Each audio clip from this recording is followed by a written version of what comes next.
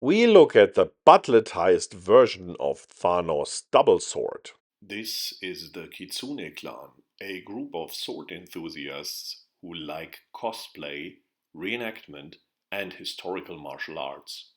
If you have similar interests, feel welcomed.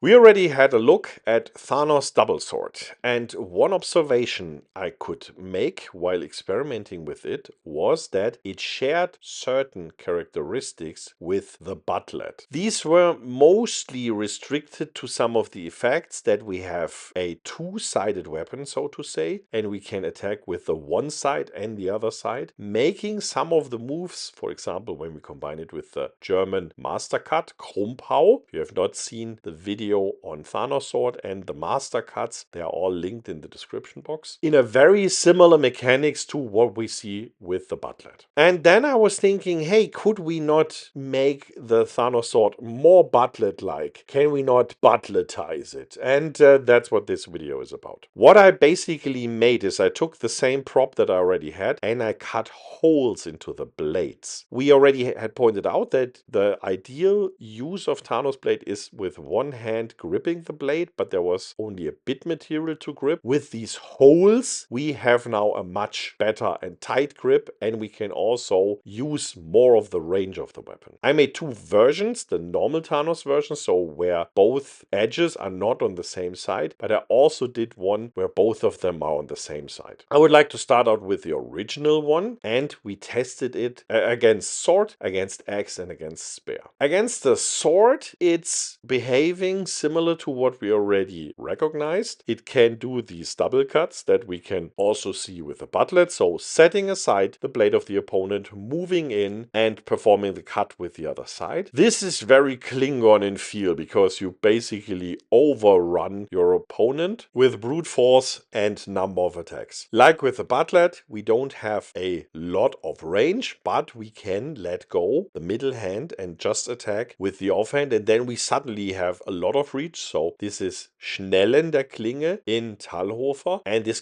could also be done with the butlet. So this is a nice little parallel here and adds up to the overall repertoire. It is in fact really annoying with the sword to fight against Thanos' double sword in this butletized version because the blade of course has most of the time a range advantage, but it's so easily tangled up with one of the blades and then the second one is attacking. An easy solution to get into a more even type of situation is to grasp your sword in half sword. Then the mechanics is again to your advantage, or at least it equals out this force advantage. We are still lacking then, so to say, the second attack option. Of course, we can attack with the pommel, but that will not have the same threat potential as a second blade as with the Thanos sword. Against the axe, this advantage is not as expressed as against the sword, simply because the axe has more mass and can also play with distance, because you can also half sword it easily and also attack with the handle. And so the advantages that we had against the sword are not as given here, but I really have to say this additional grip gives me much more options than the traditional Thanos sword. Against the spear, we even have less comparison to the butlet, because the butlet proved to be relatively good against the spear, and it should be clear why. It has protruding structures that allow to bind to the spear under quite some distance, and therefore it gives us control over the spear, and we can prohibit it moving fast with the tip, which is the dangerous part of a polearm. And with this one here, we don't really have protruding structures. We can cheat now a bit. If we hold the weapon only at one of the blade grips, we can use the middle grip as a kind of a trap for the spear and gain at least some control over it. This is better than nothing, but it's definitely not as good as with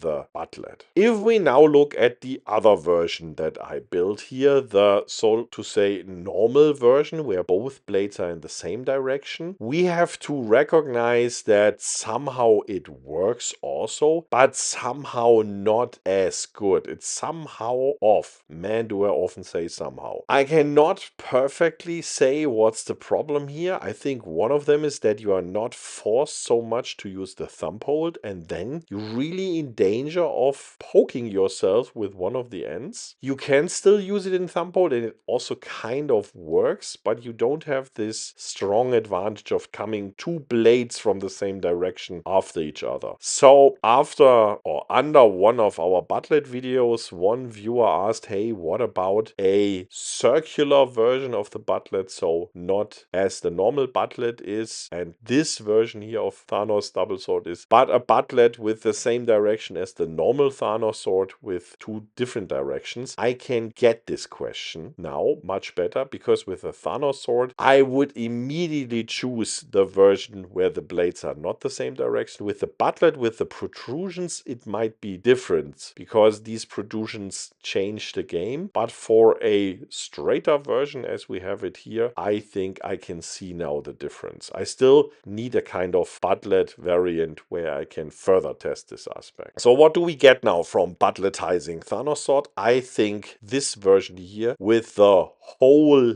in the blade that allows us to grip there is much better than the original Thanos sword. And of course it's more Butlet-like because we have now these three holes basically where we can grip, or the three grips where we can grip, and this gives it much more control and much more force. And as I pointed already out, it gives us in many situations simply much more reach because we can throw forward the weapon when holding it only on one of these handles, and this gives us significant reach and therefore a significant advantage as well. I think therefore Butletizing this weapon was a very successful try. We will Butletize more weapons in the future because it's fun and it gives an interesting crossover feeling here, of course, because we have here crossover between Klingons and Thanos, which is an interesting one, but there's much more potential for future projects in this direction. I still think that experimenting with these type of odd weapons can teach us a lot about original weapons, and if we dig deep enough, we can find weapons that had, for example, two tips in the past historically, like certain types of pikes. And I also remember, of course, my times as a pen and paper role player. In the famous roleplay system Das Schwarze Auge, there was a very infamous weapon, the so-called Zweililien, which also had two tips, and they were arranged in a similar way that the Thanos sword is arranged, and there are definitely some Chinese weapons that go in this direction, so there seems to have been some historical reality to these fantasy and pop culture things, and I think it's really interesting to explore that, not only for the historical reason, also for understanding mechanics of weapons and fighting in general. Therefore, I hope this wacky idea that I present here gave you some inspiration, and I hope to see you around next time.